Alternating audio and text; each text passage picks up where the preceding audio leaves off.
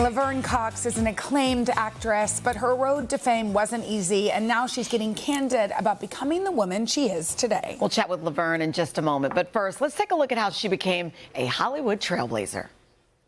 When we own our stories, we can write a brave new ending. Few people have changed Hollywood the way Laverne Cox has. After struggling as an actress for years, she broke through on Orange is the New Black as hairdresser inmate Sophia. I made my own couture. Commissary don't carry a size 13. This launched her to become one of the most visible trans women in history, making her the first to appear on the covers of Time magazine and British Vogue. She was one of Glamour magazine's Women of the Year in 2014 and the first trans actress nominated for a Primetime Emmy Award, later winning an Emmy for her documentary, The T Word. This is a celebration of those differences, as well as how we're the same. After hosting E's live from the red carpet and making more TV and movie magic, Laverne is stripping back her signature glamour in her new memoir, Transcendent. In it, she tells the raw story of how she survived abuse, depression, and transphobia long enough to blaze this trail. Oh, this is so, we were just saying this is a beautiful book. Thank you. Very vulnerable. Yeah. You even say there are things in this book you haven't told your own therapist or dear friends of yours. There's so much to talk about in therapy. Like, we just haven't gotten to it yet.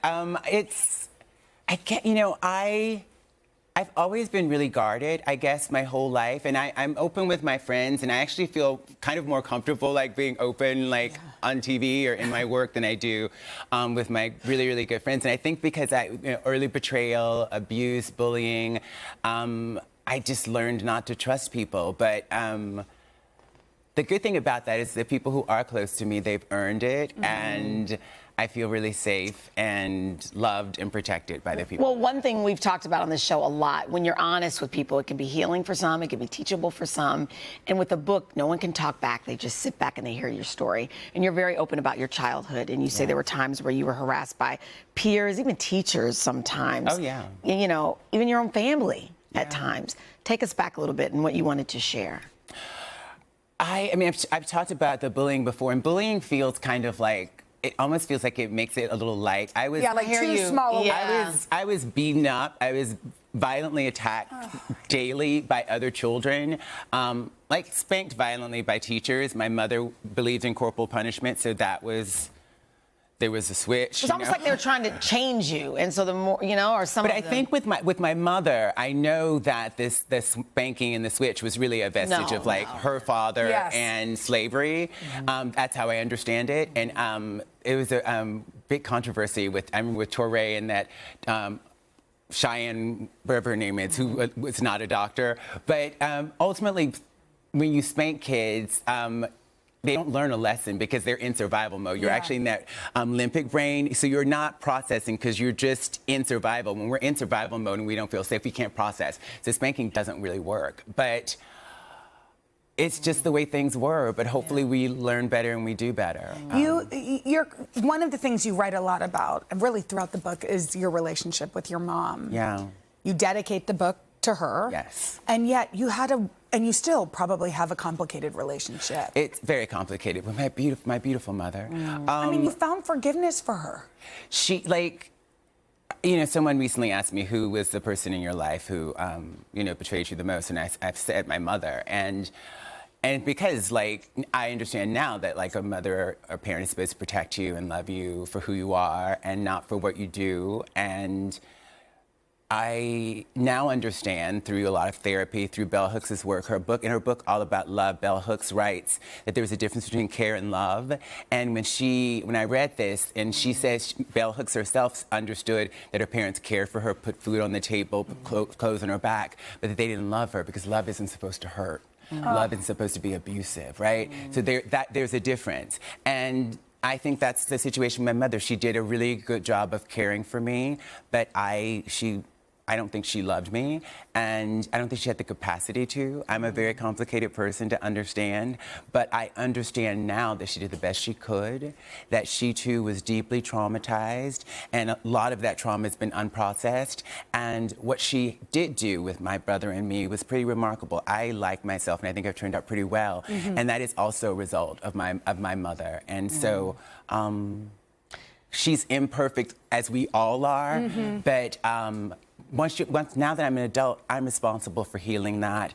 I'm responsible for repairing what I can do and meeting her where she is, because I have a deeper capacity for evolution and being teachable than she might at this stage in her life. Can you talk to me about having the language of trans? I'm sure that probably wasn't on your radar, you know, obviously back then. And you probably didn't learn about it maybe until you were an adult. But how did you come out to yourself? Because I'm sure it was a process as trans.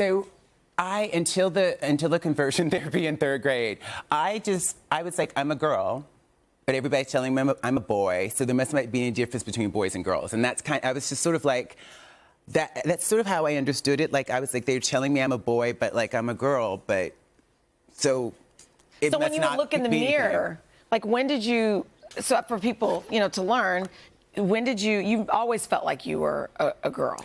Inside. When I looked in the mirror, I felt really ugly as a child. I felt very,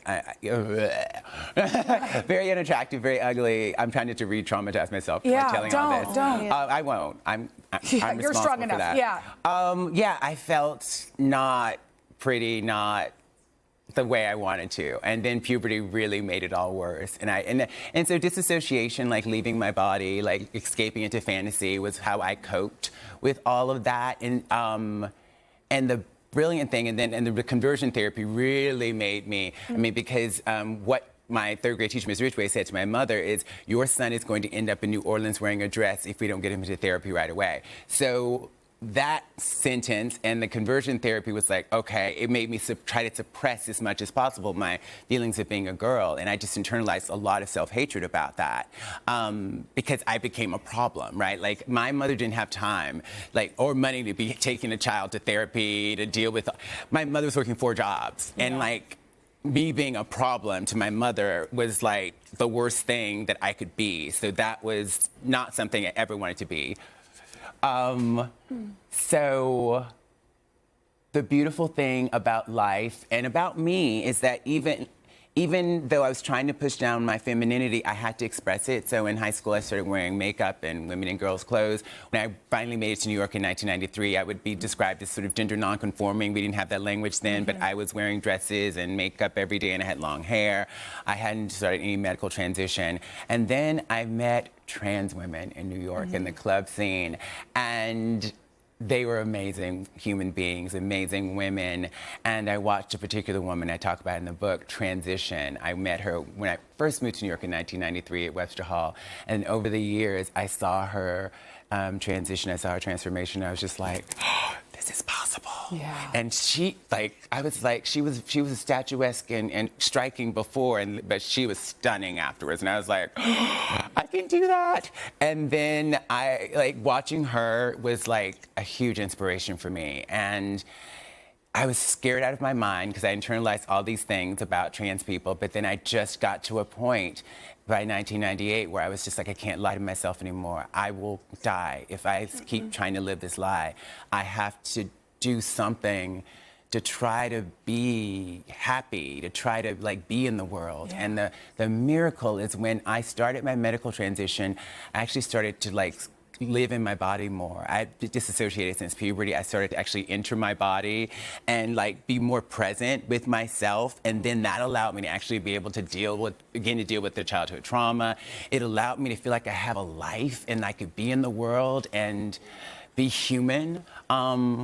And it was truly life-saving, truly life-saving. It didn't make street harassment any easier. That stayed awful and terrible, and the treatment from the world stayed awful and terrible, but I was me. And you were okay with yourself. Yeah. But it's why you're such an advocate. This book is so important. It's so beautiful. Thank you. Thank you for writing it. So vulnerable. Thank you. Yes. Laverne's memoir, it's called Transcendent. It's out today. You can get it. Yes. Congratulations at today.com/books. Or go to your local indie bookstore.